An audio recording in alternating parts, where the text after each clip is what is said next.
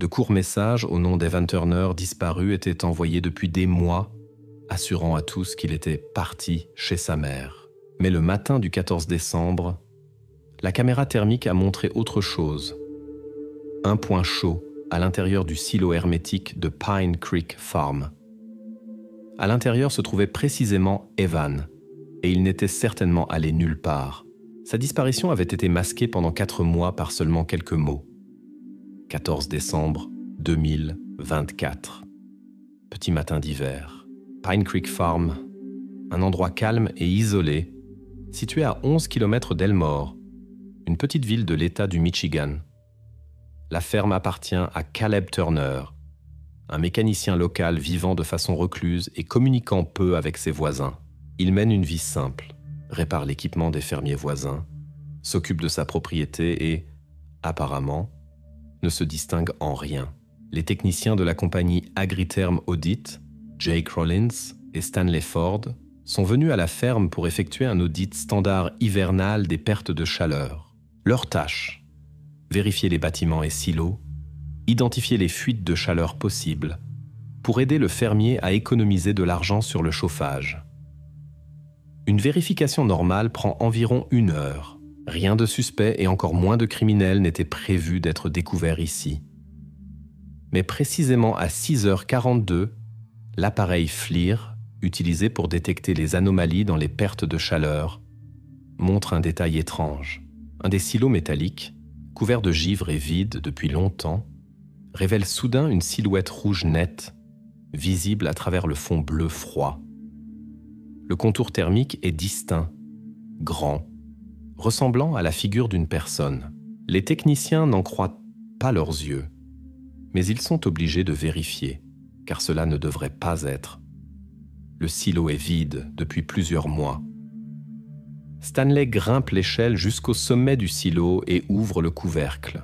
Aucune odeur désagréable, l'intérieur est sec, froid. Cependant, au centre, parmi une couche de chaux, gît un corps anormalement droit et complètement immobile. Au premier regard, c'est évident. Il est là depuis longtemps, l'apparence, des restes complètement desséchés d'un adolescent. Quelques minutes plus tard, arrive la police et le silo devient une scène de crime et l'audit routinier de perte de chaleur, le début d'une enquête sérieuse. Les policiers identifient rapidement l'identité. C'est Evan Turner, 14 ans, fils du propriétaire de la ferme. Le garçon avait disparu 4 mois plus tôt. Tous ces mois, le père assurait aux voisins et connaissances qu'Evan vivait chez sa mère dans une autre ville. La version était confirmée par des messages SMS envoyés depuis le téléphone personnel d'Evan. Court, calme, absolument neutre. Personne n'aurait pu penser que derrière ces mots se cachait un mensonge. La ferme est complètement bouclée. Les voisins ne peuvent croire que le calme et réservé Caleb puisse être lié à quelque chose d'aussi terrible. Mais la police ne tire pas de conclusions hâtives. Ils savent que dans de tels cas, il ne faut pas se précipiter avec les accusations. En premier lieu, l'enquête commence la vérification de l'entourage proche. Le principal suspect, Caleb Turner. Il est le seul adulte à la ferme, en contact régulier avec son fils avant la disparition. Ces déclarations selon lesquelles Evan était parti chez sa mère sont maintenant complètement réfutées par les faits. On vérifie son emploi du temps, les conversations avec les voisins, le comportement et les relations avec son fils. Outre le père, les soupçons se portent sur 2 adolescents locaux. Plusieurs fois, ils ont été vus tentant de pénétrer sur des territoires étrangers, en particulier dans les granges des fermes voisines. Tous 2 étaient auparavant fichés pour de petites infractions. L'âge, la taille, la corpulence et, le plus important, la pointure des chaussures correspondent à l'empreinte découverte sur la paroi intérieure du silo. La police amène les adolescents au commissariat pour un interrogatoire détaillé, prend des échantillons de chaussures et les compare avec l'empreinte trouvée. Ce n'est pas encore une preuve de culpabilité, mais un indice de poids. L'empreinte de chaussures de taille adolescente trouvée à l'intérieur du silo devient le premier indice de l'enquête. À l'étape initiale, elle semble la plus prometteuse. Les enquêteurs pensent que l'un des adolescents aurait pu pénétrer dans le silo peu avant la découverte du corps, peut-être en vérifiant le territoire. Les adolescents sont interrogés, mais ceux-ci nient catégoriquement leur implication et insistent qu'ils n'ont jamais été à l'intérieur de ce silo précisément. La police n'obtient pas encore de confirmation directe de leurs paroles, mais ne peut pas non plus les accuser pour l'instant. Trop peu de faits. Le tournant clé de l'enquête arrive quand la police obtient les données de l'opérateur Bell Mobility. L'ordonnance numéro 1420 BM leur permet d'étudier en détail comment exactement étaient envoyés les messages au nom d'Evan. L'opérateur informe que tous ces SMS provenaient d'un nœud femto domestique installé dans la maison de Caleb Turner. Cela signifie une chose. L'expéditeur des messages se trouvait constamment près de la maison. Maintenant, il est clair qu'Evan n'a non seulement jamais quitté la ferme, mais que quelqu'un créait spécialement l'impression qu'il était vivant et en sécurité. L'enquête comprend qu'elle a affaire à une personne capable de manipulation longue et convaincante, capable de maintenir parfaitement une illusion pendant plusieurs mois. Maintenant, la principale énigme de l'enquête, qui exactement envoyait les messages? Pourquoi en avait-il besoin? Et pourquoi personne n'avait soupçonné la supercherie plus tôt? Le matin après la découverte d'Evan, la police d'Elmore approfondit les détails du mode de vie de Caleb Turner, officiellement devenu le principal suspect. Les enquêteurs s'intéressent au régime nocturne de sa vie, devenu maintenant l'énigme clé de cette affaire. Chaque nuit, Caleb Turner quittait sa chambre-grenier et se rendait à l'atelier, situé dans un bâtiment séparé de la ferme. Hier soir, il avait déjà donné une brève explication aux policiers, citant comme seule raison le bruit qui l'empêchait de dormir. Mais l'enquête nécessitait plus de concret et de preuves. Les policiers ont vérifié en détail les données médicales de Caleb, demandant les documents à la clinique Barry par l'ordonnance numéro BC 5092 du 2000 24/12/15. Les papiers obtenus confirmaient un détail important, auparavant inconnu de la police et du public. Caleb souffrait d'insomnie post-traumatique depuis 2019. La maladie s'était développée après un accident à la ferme, survenu il y a plusieurs années. Depuis, Caleb s'adressait régulièrement aux médecins avec des plaintes de problèmes chroniques de sommeil, d'anxiété et de réveil nocturne. Selon les données officielles de la clinique, la dernière ordonnance de diazépam, il l'avait reçue le 18 décembre 2023. On lui avait prescrit 100 comprimés du médicament. Les policiers comprenaient qu'un tel médicament comme le diazépam permet généralement à une personne de dormir calmement et profondément, ce qui créait une incohérence évidente avec les déclarations de Caleb sur les ronflements d'Evan qui le dérangeaient soi-disant chaque nuit. La deuxième conversation avec Caleb eut lieu dans le petit salon de la maison de ferme, entouré d'officiers et d'employés du laboratoire prenant des empreintes et des photos. Caleb gardait son calme, bien qu'il soit visiblement nerveux. À la question répétée des enquêteurs sur les déplacements nocturnes, il répondit brièvement « J'ai déjà dit… » Evan ronflait fort. Le diazépam aidait vraiment, mais pas assez pour que je puisse dormir à côté. Je me réveillais chaque nuit et allais à l'atelier, parce que c'était plus silencieux là-bas. Là, je me sentais plus à l'aise. Les enquêteurs ne discutèrent pas. Au lieu de cela, ils vérifièrent les enregistrements vidéo de la caméra de surveillance de la cour de la ferme, obtenue par l'ordonnance numéro CCTV 129/2024. L'enregistrement fixa clairement que dans la nuit où Evan disparut, la machine Bobcat fut démarrée et fonctionna de 4h50 à 5h10 du matin. Cela ne coïncidait pas avec les déclarations initiales de Caleb, où il ne mentionnait que le sommeil ou le travail à l'intérieur de l'atelier. Cet enregistrement brisa l'intégrité de son alibi, mettant en doute les explications sur les réveils nocturnes. Les enquêteurs précisèrent auprès de Caleb qui d'autres auraient pu utiliser le Bobcat. L'homme indiqua calmement les clés accrochées à un crochet à l'entrée de l'atelier. « Elles sont toujours là. Je ne les cache pas. N'importe qui aurait pu les prendre et démarrer la machine. Ce n'est pas un secret. Il arrive que les voisins l'empruntent sans prévenir. Vous pouvez demander à n'importe qui ici.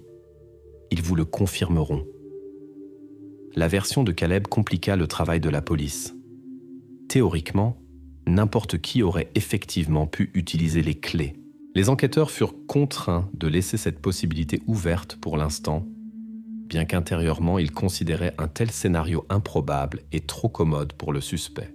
Pour l'instant, la piste restait marquée comme non fermée et nécessitait une confirmation ou une réfutation ultérieure. Pendant ce temps, les criminologues continuaient l'étude du Bobcat et firent une découverte renforçant les soupçons contre Caleb. Sur la pédale de commande de la machine furent découvertes des traces microscopiques de sang. L'analyse de laboratoire préliminaire confirma le groupe sanguin AB. C'était exactement le groupe qu'avait Evan. C'était une percée sérieuse dans l'enquête. Maintenant, il devenait évident que c'était précisément le Bobcat qui avait été utilisé pour déplacer les restes pesant environ 48 kg sur une distance d'environ 25 mètres sur le territoire de la ferme. Cette découverte changeait sérieusement la direction de l'enquête. Caleb devait expliquer comment exactement sa machine s'était trouvée mêlée à ce qui s'était passé et pourquoi il n'en savait rien. Cependant, à cette étape, l'enquête ne se dépêchait pas d'énoncer des accusations directes. L'alibi de Caleb ne faisait que craquer, mais tenait encore. Trop dépendait de l'expertise finale qui devait confirmer l'appartenance du sang trouvé précisément à Evan. Les officiers de police d'Elmore comprenaient maintenant qu'ils avaient affaire non seulement au côté technique de l'incident, mais aussi aux problèmes personnels profonds de Caleb Turner, son insomnie chronique et la consommation de médicaments qui auraient pu influencer son comportement et ses décisions. La police d'Elmore fut contrainte d'élargir le cercle de l'enquête après que la version de Caleb selon laquelle Evan Turner était parti chez sa mère commença à s'effondrer sous leurs yeux. Jusqu'à la découverte des restes d'Evan dans le silo, cette histoire était la seule vérité que connaissaient les habitants de la ville et les parents de l'adolescent. Maintenant, les enquêteurs étudient les faits pour comprendre si la version du père n'était qu'une couverture commode. Evan est parti chez sa mère. Une phrase qui sonnait convaincante exactement jusqu'au moment où les faits n'intervinrent. Les enquêteurs devaient établir si quelque chose, autre que les courts messages au nom d'Evan, confirmait ce déménagement. Pour une image complète, les enquêteurs demandèrent les journaux de vol de la compagnie Air Canada par l'ordonnance numéro AC 846 du 2000 24/12/16. Les données des vols de Leila Mahdi montraient une image claire de sa vie à Calgary. Selon les rapports de la compagnie aérienne, Leila n'avait jamais volé en Ontario dans la période de septembre à décembre 2024. Aucun billet d'avion acheté à son nom dans cette période n'était enregistré. Cela confirma immédiatement que l'adolescent n'aurait pas pu partir chez sa mère en avion. La police vérifia les flux financiers sur les comptes de Leila Mahdi par l'ordonnance numéro BM 772 du 2000 24/12/16. Les relevés montraient des paiements mensuels réguliers de pension alimentaire de Leila à Caleb Turner, mais ne découvraient aucune dépense liée au voyage d'Evan. Ni billets, ni réservation d'hôtel, ni aucune autre transaction qui aurait confirmé la version de Caleb. L'argent était transféré stablement et les dépenses pour la venue du fils n'existaient simplement pas. Les policiers menèrent un interrogatoire à distance de Leila Mahdi par liaison vidéo depuis le commissariat d'Elmore à Calgary. Ces déclarations embrouillèrent encore plus l'enquête. Leila raconta qu'elle maintenait contact avec son fils régulièrement, principalement via télégramme. Le dernier dialogue complet dans le chat eut lieu le 10 janvier 2024 à 22h15. Après cela, la communication se coupa inopinément. Bientôt, elle commença à recevoir des messages d'Evan exclusivement sous forme de courts SMS. Ces messages étaient secs, formels, dépourvus de l'émotivité habituelle. Leila essayait de découvrir auprès de son fils pourquoi celui-ci avait cessé d'écrire normalement, mais en réponse ne recevait que des phrases monosyllabiques disant que « tout va bien » et « pas de quoi s'inquiéter ». Elle n'avait pas accordé d'importance particulière à ces changements, les expliquant par la fermeture adolescente et la distanciation du fils envers ses parents. Maintenant, après la terrible découverte à la ferme, elle était contrainte de reconnaître l'évident. Depuis le 11 janvier 2024, son fils avait cessé de répondre lui-même. La voisine Madame Olsen, vivant près de la ferme Pine Creek, déclara inopinément à la police que tôt le matin du 11 janvier, elle avait vu un certain coursier. Selon elle, un homme en uniforme de déménageur était arrivé dans un fourgon blanc ordinaire et avait sorti de la maison de Caleb Turner une grande valise ou un conteneur. La femme affirmait qu'il lui avait semblé que c'était précisément ce coursier qui avait emmené Evan. Les policiers traitèrent avec prudence les déclarations de la voisine, car elle ne put fournir une description détaillée de l'apparence du coursier ou du numéro du fourgon. Néanmoins, le fait de l'existence d'un tel témoin fut enregistré. Pour vérifier ces déclarations, les enquêteurs demandèrent les enregistrements des caméras de surveillance des routes proches et des autoroutes. L'enregistrement de la dashcam d'un camion venant en sens inverse, circulant sur l'autoroute Ontario Highway 43, fixa à 4h58 du matin, le 11 janvier 2024, un détail étrange. Un fourgon blanc garé sur le bas-côté avec le conteneur arrière ouvert. Sur l'enregistrement, on voit distinctement que le conteneur est vide et le conducteur absent. La police commença à vérifier activement l'enregistrement de tous les véhicules similaires et les itinéraires possibles, mais se heurta rapidement à un obstacle.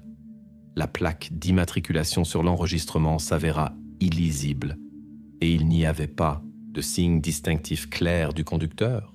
Le coursier disparut aussi soudainement qu'il était apparu et aucun des services de coursiers locaux ne confirma le travail dans cette zone dans la période indiquée. Le fait de l'apparition du mystérieux coursier restait en question. Les enquêteurs admettaient que la version de Madame Olsen pouvait être seulement une coïncidence fortuite ou le résultat de ses fantasmes. Mais ils ne pouvaient ignorer le fait de l'apparition d'un véhicule inconnu près de la ferme. À ce moment, l'enquête se heurta à un nouveau problème.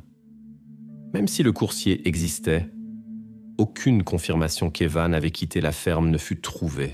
Leila Mahdi confirma que son fils n'était pas venu chez elle. Les journaux de vol et les données bancaires confirmaient ses paroles. La version de Caleb sur le voyage de son fils chez sa mère s'effondrait définitivement, ne résistant pas à la vérification des faits. Maintenant, les enquêteurs devaient étudier attentivement les nouvelles étrangetés, découvrant ce qui se passait réellement le matin du 11 janvier près de la maison de Caleb Turner et qui exactement envoyait les messages à la mère, l'assurant que tout allait bien avec Evan, alors que c'était évidemment un mensonge. L'enquête continuait d'étudier les étrangetés et contradictions autour de la disparition d'Evan Turner. L'attention de la police revint aux détails techniques, qui ne semblaient là pas importants auparavant. Parmi les techniciens effectuant l'inspection thermique à la ferme, apparut un nouveau témoin, Thomas Reed, employé de la compagnie Agritherm Audit, qui manipulait la caméra thermique FLIR E54. Que pouvait encore conserver l'inspection thermique FLIR, outre l'enregistrement déjà connu qui découvrit les restes d'Evan? Les enquêteurs contactèrent Thomas Reed pour vérifier attentivement tout le journal d'enregistrement de la caméra thermique. C'était précisément Thomas qui leur fournit les données de la caméra thermique, qui auparavant n'avait pas été examinée avec l'attention nécessaire. Il s'avéra que l'inspection FLIR à la ferme n'était pas effectuée pour la première fois. Exactement quelques mois avant la découverte d'Evan, le 14 janvier 2024, une vérification thermique était également effectuée à Pine Creek Farm. Les données du journal de la caméra thermique, fixées le 14 janvier 2024 à 5h07 du matin, montrent une chaleur faible, mais distinctement perceptible diffusée à l'intérieur du même silo. À ce moment, le silo, selon les documents de la ferme, devait être complètement vide et inutilisé. Lors de l'inspection répétée du 24 mai 2024 à 6h42 du matin, la caméra thermique enregistra déjà un contour thermique brillant et net. La température à l'intérieur du silo atteignait plus 9 degrés Celsius, malgré le fort gel dehors. Cela confirmait qu'entre les deux vérifications, quelque chose avait sérieusement changé à l'intérieur du silo. Il ne devait y avoir aucune raison pour une telle chaleur, car selon tous les documents techniques et les déclarations du propriétaire de la ferme, il n'y a pas et n'y a jamais eu de chauffage électrique dans cet objet. Thomas Reed expliqua aux enquêteurs que de telles anomalies sont généralement liées à la présence de quelque être vivant ou à des processus internes qui produisent de la chaleur. La première version que la police examina un animal tombé accidentellement à l'intérieur. Mais les experts CSI réfutèrent complètement cette version. Aucune trace de pattes d'animal ne fut découverte dans le silo. L'écoutille du silo était solidement fermée de l'extérieur. La variante avec la bête sauvage fut définitivement exclue. La police essaya aussi de vérifier la version selon laquelle le silo aurait pu être un refuge temporaire pour quelqu'un parmi les sans-abri locaux. Théoriquement, une personne aurait pu y trouver un abri par une nuit glaciale. Cependant, cette version perdit aussi rapidement sa vraisemblance. L'endroit était trop isolé, l'accès au silo compliqué et aucune autre trace humaine ne fut trouvée lors de l'inspection. La version du sans-abri restait encore officiellement ouverte pour l'enquête, malgré son improbabilité. Cependant, aucun habitant local, ni les ouvriers de la ferme, ni Caleb Turner lui-même ne confirmait la présence d'étrangers à la ferme pendant les mois d'hiver. Il n'y avait pas non plus de déclaration de disparition ou de plainte d'intrusion. Néanmoins, la police gardait encore la prudence et maintenait cette version ouverte exclusivement formellement, attendant des confirmations ou réfutations supplémentaires. Les experts CSI menèrent un nouvel examen détaillé répété du silo. Sur la face intérieure de l'écoutille fut trouvé un petit lambeau de tissu à peine visible. Les criminologues déterminèrent rapidement que c'était une fibre de tissu de flanelle rouge et noire, typique du pyjama d'Evan, dans lequel, selon les déclarations de Caleb, l'adolescent dormait habituellement. Cette découverte créait une nouvelle connexion importante. L'adolescent ne s'était pas simplement trouvé dans le silo par hasard ou par l'imprudence de quelqu'un. Il y avait été placé intentionnellement pendant la nuit, en vêtements de nuit. La fibre sur le boulon intérieur de l'écoutille témoignait que l'adolescent aurait pu toucher le couvercle ou même essayer de l'ouvrir de l'intérieur. Cependant, les circonstances exactes dans lesquelles le morceau de tissu était arrivé sur le boulon de l'écoutille n'étaient pas encore établies. Les enquêteurs ne se dépêchaient pas de le lier directement au travail nocturne de la machine Bobcat, laissant ces détails pour des expertises ultérieures.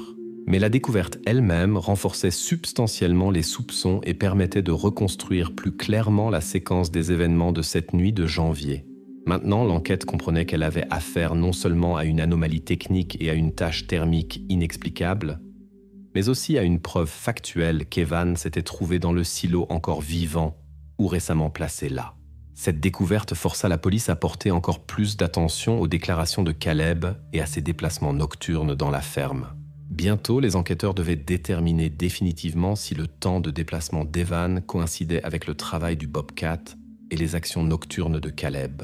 L'enquête retourne plusieurs mois en arrière, dans la froide journée d'hiver de décembre 2023. Caleb Turner, fermier et mécanicien, se retrouva de nouveau au centre de l'attention policière, cette fois à cause de l'acquisition d'une grande quantité du médicament diazépam. C'était précisément alors que fut acheté ce stock qui, quelques mois plus tard, se trouverait au centre de l'enquête sur la disparition de son fils Evan. Pourquoi Caleb avait-il besoin de 100 comprimés de diazépam entiers et pourquoi essayait-il de cacher l'ampleur de cet achat? Ce jour-là, Caleb arriva à la pharmacie Guardian Pharmacy dans son pick-up noir Ford F-150, parcourant une distance de 7 km et 8 dixièmes depuis la ferme.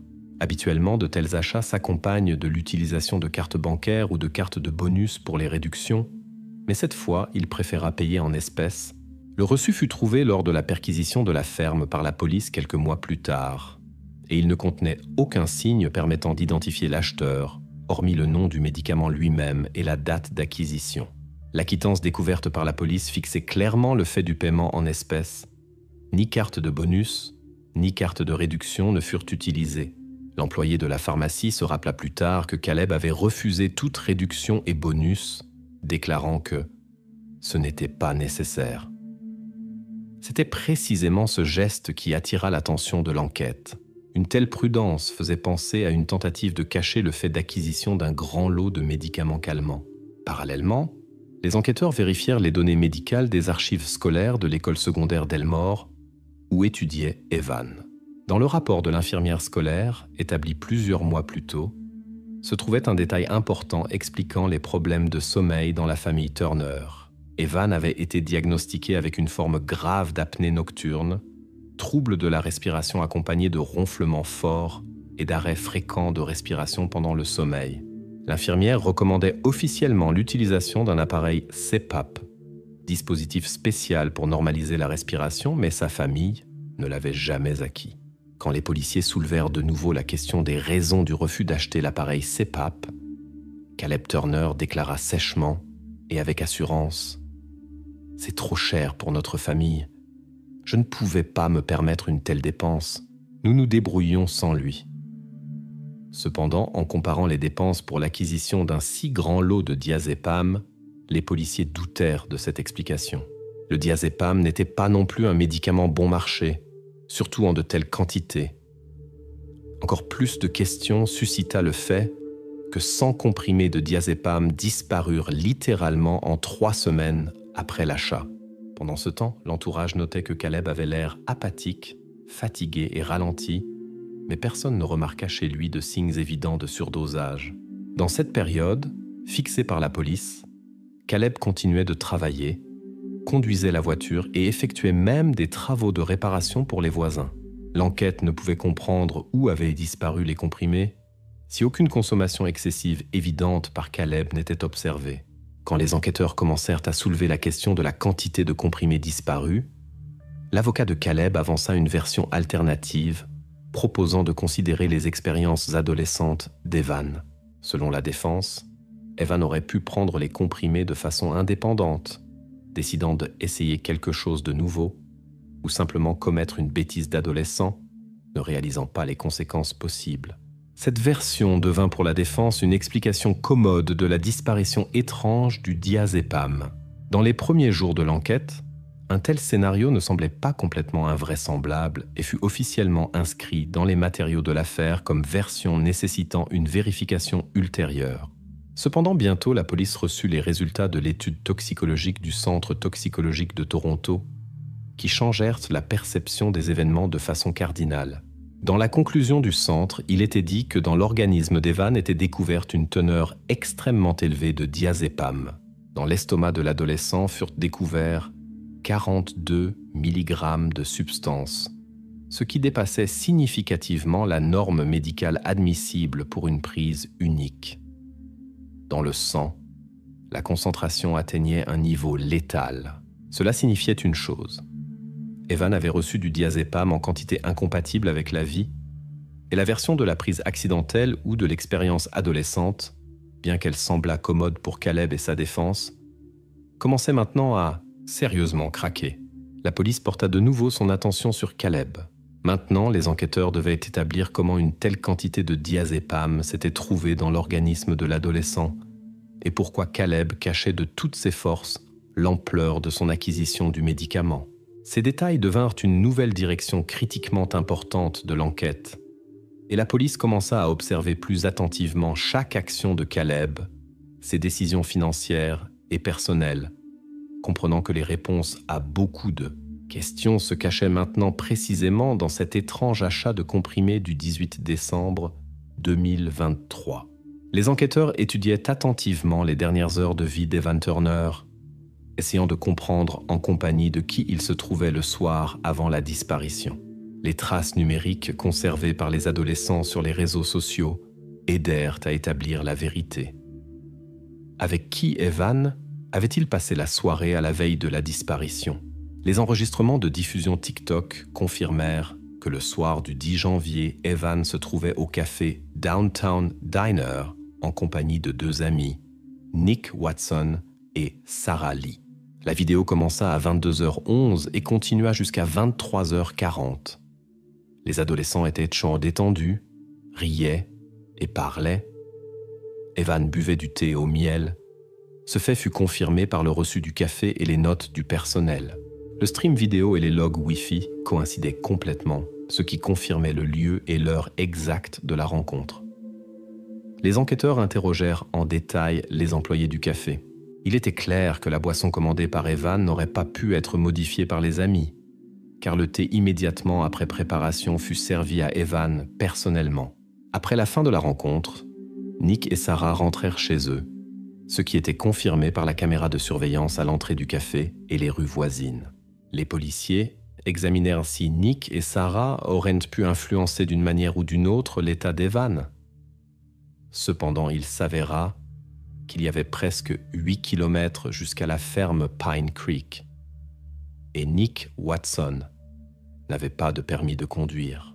À une heure tardive et sans transport, les adolescents n'auraient pas pu arriver à la ferme inaperçus, ce qui diminuait substantiellement la probabilité de leur implication. Néanmoins, l'enquête découvrit un moment inhabituel sur les réseaux sociaux.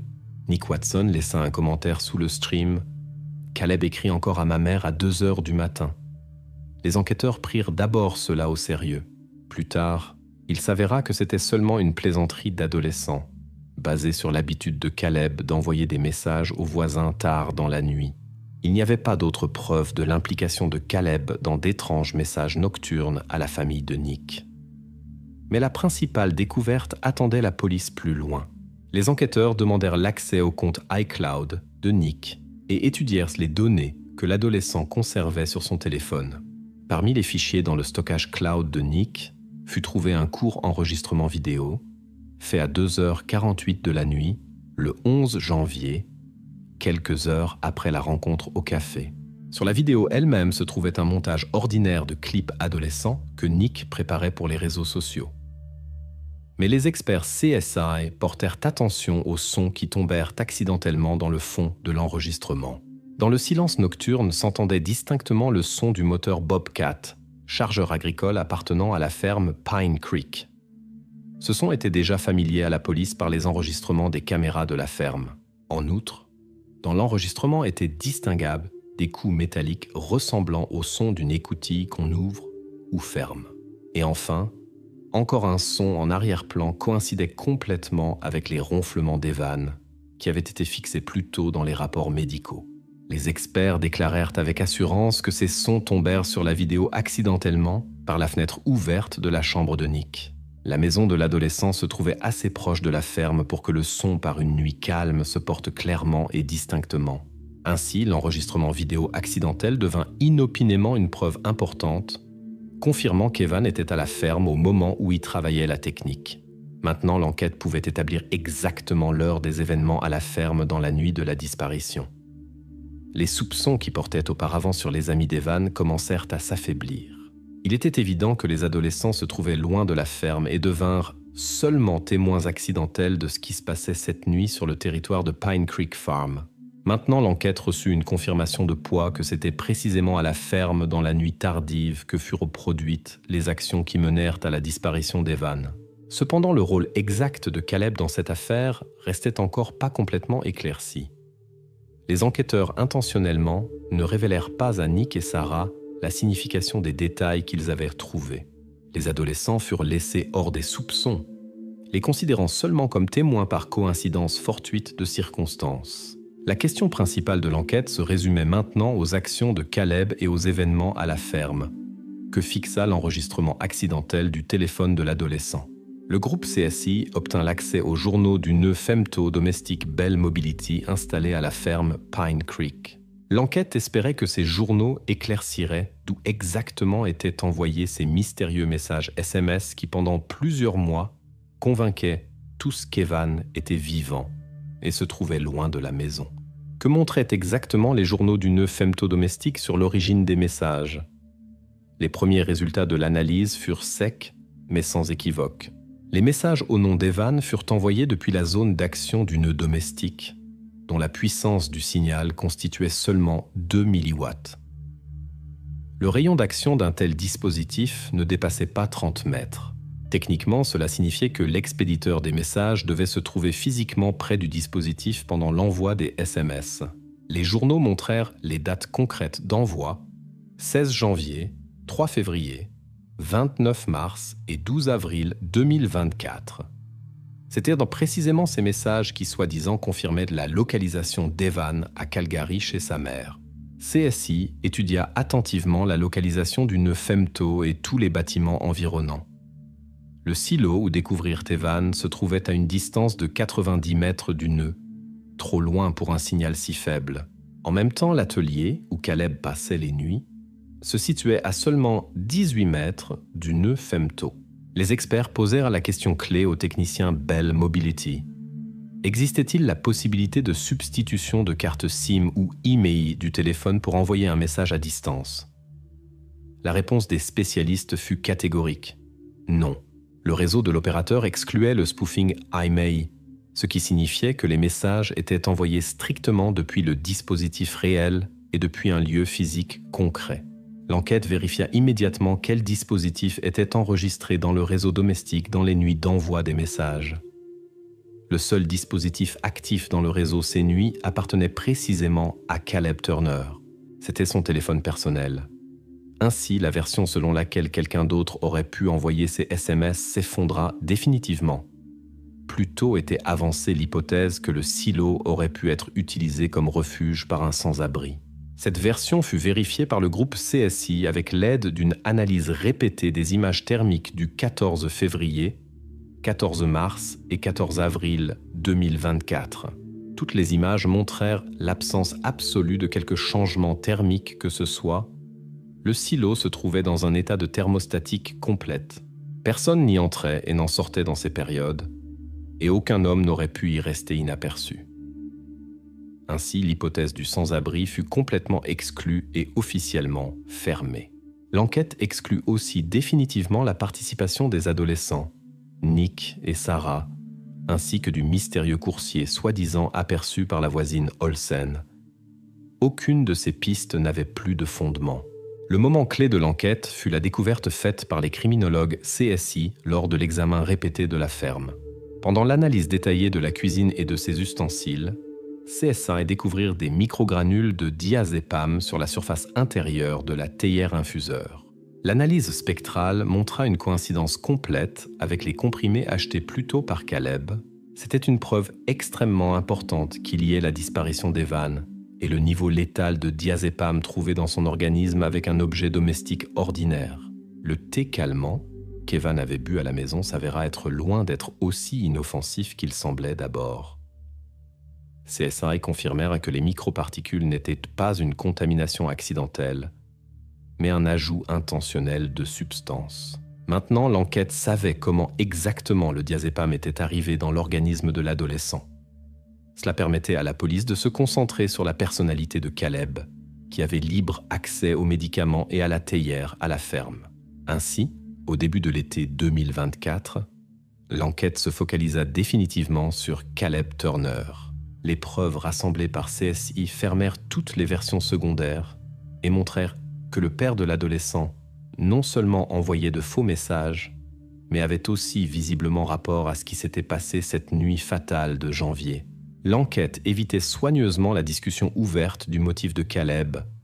Cependant, les preuves se disposaient en une chaîne unique, dirigée précisément contre lui. Tous les détails confirmaient sa participation directe aux événements de cette nuit, et maintenant la police se dirigeait intentionnellement vers l'étape finale de l'enquête, préparant soigneusement le terrain pour les accusations directes qui devaient bientôt suivre. L'affaire d'Evan Turner n'était plus une énigme avec de multiples versions. Elle devint une affaire clairement délimitée contre un homme cachant ses actions derrière le masque d'un père attentionné et voisin.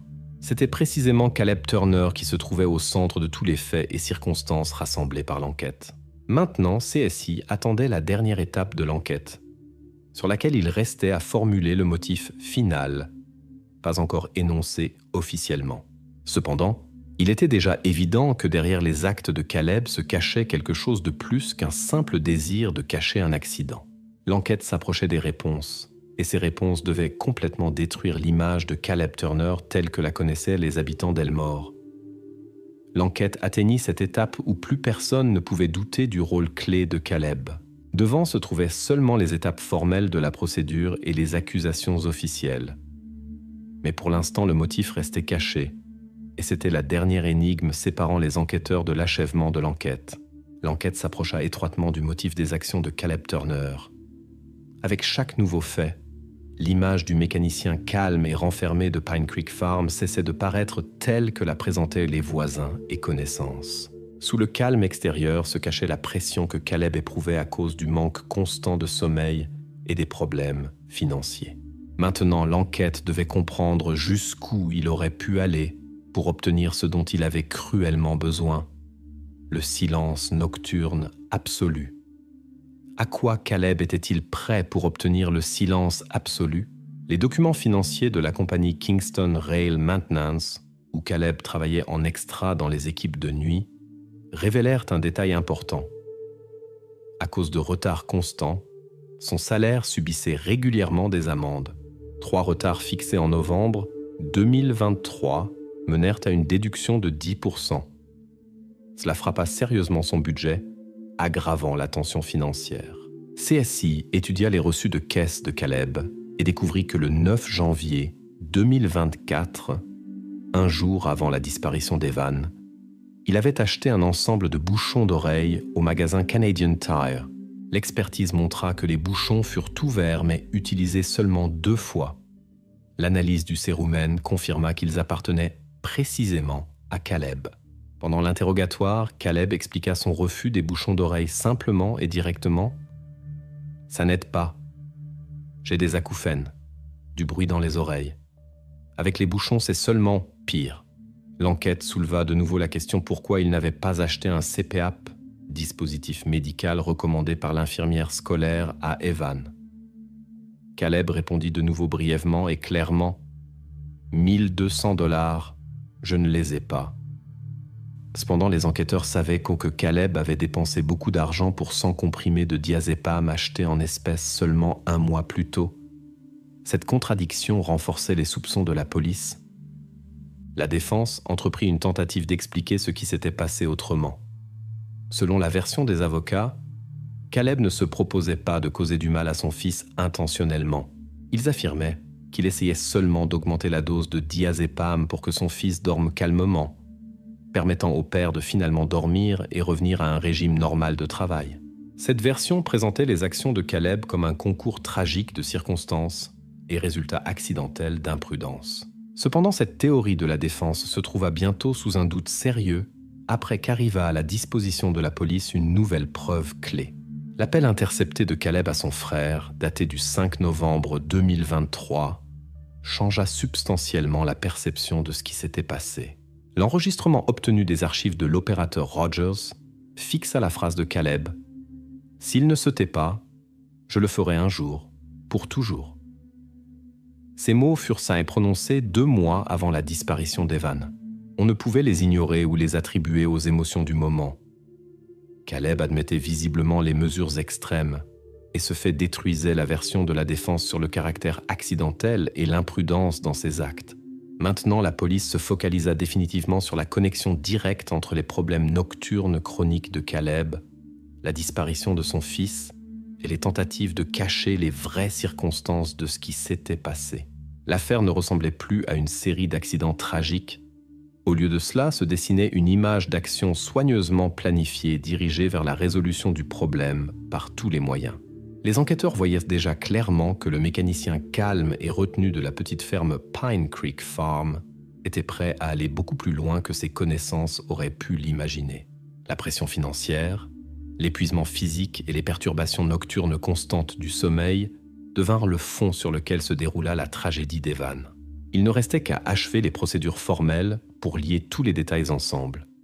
L'achat de diazépam, les paroles sur le « silence pour toujours », l'envoi de faux messages depuis le téléphone de l'adolescent, le déplacement physique des restes avec l'aide de la technique de la ferme. C'était précisément cela qui se trouvait maintenant devant l'enquête comme dernière étape de l'enquête qui commença par une vérification ordinaire de perte de chaleur et mena à la révélation du côté sombre et caché de la vie de Caleb Turner. Le 11 février 2025, le jury du comté de Perth reconnut Caleb Turner coupable selon 2 articles, homicide involontaire et traitement inadéquat des restes. À la suite de l'enquête détaillée, il s'avéra que la cause de la tragédie fut l'insomnie chronique de Caleb, accompagnée de migraines douloureuses et de bruits nocturnes constants. Le désir d'obtenir le silence à tout prix mena aux conséquences tragiques. Le 11 janvier 2024, Caleb prépara du thé à son fils, y ajoutant du diazépam en volume d'environ 42 mg, ce qui dépassait la dose thérapeutique admissible de 4 fois. L'adolescent, ayant de sérieux problèmes de respiration pendant le sommeil, s'endormit et ne se réveilla plus. La combinaison du médicament sédatif et de la forme grave d'apnée devint mortelle. Après que Caleb réalisa ce qui s'était passé, il décida de cacher les traces de l'incident. La nuit, il lança le mini-chargeur agricole Bobcat, déplaça les restes de l'adolescent dans un silo inutilisé sur le territoire de la ferme et les recouvrit de chaux, comptant ainsi éviter la découverte. La caméra de surveillance fixa le travail du Bobcat de 4h50 à 5h10 du matin. Plus tard, l'expertise confirma la présence du sang d'Evan sur la pédale de la machine. Pour créer une fausse impression que son fils se trouvait loin de la maison, Caleb envoyait mensuellement de courts messages SMS depuis le téléphone d'Evan, imitant la communication de l'adolescent avec sa mère. L'analyse du nœud femto-domestique prouva que tous les messages furent envoyés depuis l'atelier où se trouvait Caleb lui-même. Cela excluait la possibilité d'envoyer des messages depuis le silo, puisque la distance de celui-ci au nœud dépassait la zone de couverture du réseau. Les images de caméras thermiques de la compagnie Agritherm Audit, prises le 14 janvier 2024, confirmèrent la présence d'une faible tache thermique dans le silo, causée par la présence de restes récemment placés. L'examen répété du 24 mai de la même année montra une élévation de température à l'intérieur du silo jusqu'à plus 9 degrés Celsius, causée par les processus internes de décomposition. Au cours des audiences judiciaires, la défense prouvait obstinément que les actions de Caleb n'étaient beau pas intentionnelles et qu'il n'avait pas l'intention de causer un mal sérieux à son fils. Cependant, l'accusation réussit à briser définitivement cette version grâce aux preuves présentées. L'enregistrement de conversation téléphonique du 5 novembre 2023 entre Caleb et son frère, dans laquelle Caleb déclara « S'il ne se tait pas, je le ferai un jour pour toujours », joua un rôle décisif au tribunal. En plus, furent représentées les fiches de paie montrant les amendes financières régulières de Caleb pour retards au travail causés par le manque chronique de sommeil.